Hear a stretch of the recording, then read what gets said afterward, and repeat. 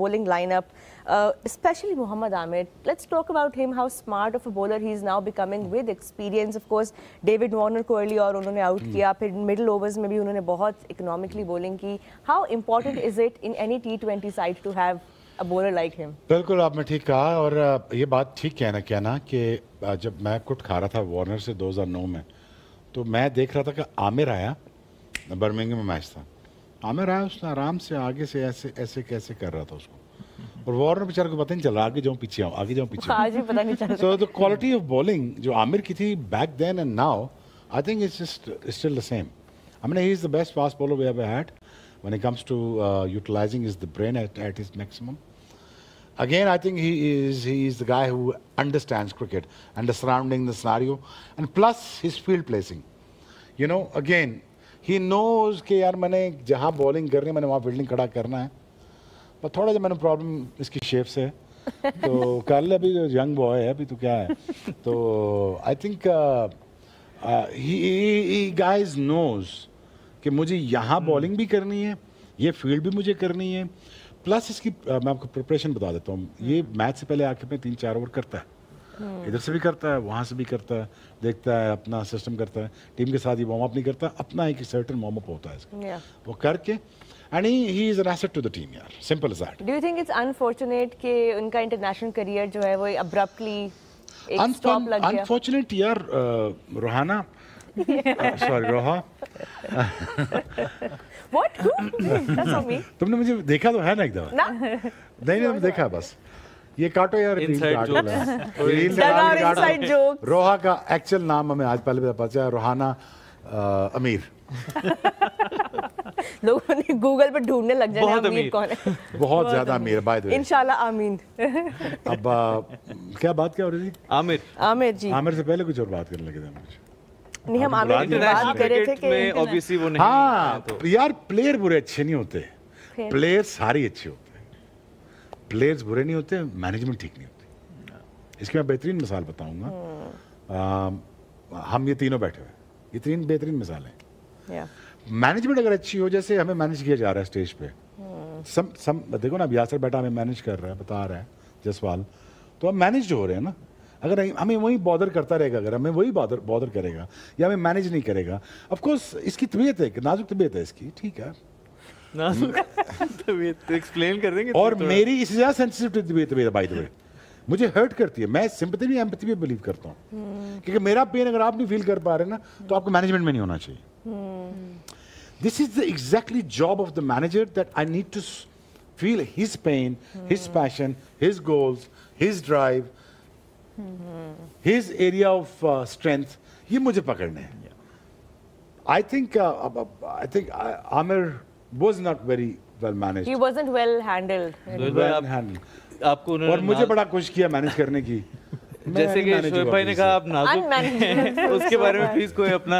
नहीं, वो मेरे बारे में नहीं, आई थिंक इन जनरल बात कर रहे थे. डिफरेंट प्लेयर्स की डिफरेंट तबीयत होती है, नेचर होती है. तो ये स्पॉट ऑन के हमारे सिस्टम को प्लेयर्स को हैंडल करना नहीं आता. ये तो तीन हम यहाँ बैठे ना, आज तक जितने प्लेयर खेले और जिन्होंने छोड़ा, वो सब आपको यही कंप्लेन करते हुए मिलेंगे कि उनको अच्छे तरीके से गुड बाय करने का ना मौका दिया गया, ना प्लेइंग डेज में अच्छे तरीके से हैंडल किया गया. और ये वो एरिया जिस पे हमें बहुत ज़्यादा इंप्रूवमेंट की ज़रूरत है.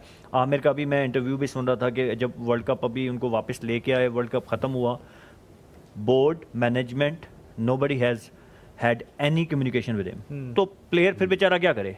अब मैं पर्सनली आई वाज थिंकिंग कि आमिर को शायद क्रिकेट मतलब इस तरीके से पाकिस्तान के लिए नहीं छोड़नी चाहिए थी. बट अगर मैं आमिर की जगह बैठ के सोचूं कि मेरे साथ कोई बंदा बात ही नहीं कर रहा कि यार what is the way forward, हम क्या सोच रहे हैं आपके बारे में, व्हाट इज़ द प्लान, तो फिर ज़ाहिर है प्लेयर तो डेफिनेटली अपने ऑप्शन सारे खुले रखेगा ना. उसने तो ज़ाहिर उसका क्या ये भी कहा जा सकता है कि वो इंटरनेशनल क्रिकेट के प्रेशर्स से निकल के थोड़ा ज़्यादा बेहतर परफॉर्म करें, क्योंकि वो प्रेशर्स अब नहीं है उस पर, उसने फ्रेंचाइज क्रिकेट खेलनी है. दो चीज़ें, मैं खुद भी बहुत फ्रेंचाइज क्रिकेट खेला, डिफरेंस होता है इंटरनेशनल क्रिकेट में और फ्रेंचाइज में.